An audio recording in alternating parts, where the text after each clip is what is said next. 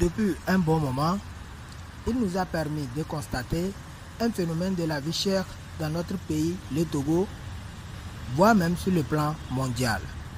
Je me nomme Edo Kodjo, étudiant en faculté des sciences à l'université de Lomé. La vie chère au Togo, causes, conséquences et les approches de solutions. Depuis un bon moment, on constate que le prix des produits qui étaient à bas prix ont vu un accroissement exponentiel aujourd'hui. Le maïs, par exemple, qui était à 350-400 est devenu aujourd'hui 700-800 francs. L'huile qui était à 13 000, 14 000 francs est devenu aujourd'hui 29 000, 30 000, voire même plus. Le prix du pain qui augmente de jour en jour, le prix du carburant qui augmente de jour en jour, et etc. Face à ces fléaux, quels sont les facteurs qui expliquent cette augmentation brusque des prix de ces produits?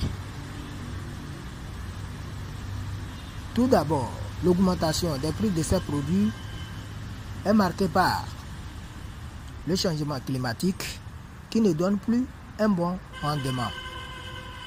Secondo, on peut citer l'arrivée du coronavirus qui a provoqué une crise économique dans le pays, voire même sur le plan international. Troisièmement, on peut citer la guerre de l'Ukraine, la guerre entre la Russie et l'Ukraine, provoquant la rareté du blé et autres. Quatrièmement, on peut citer également la constance des salaires face à l'augmentation des prix de production. Et par conséquent, on parvient à la famine, à la pauvreté, à la misère, ce qui entraîne le soulèvement populaire, provoquant l'insécurité dans le pays.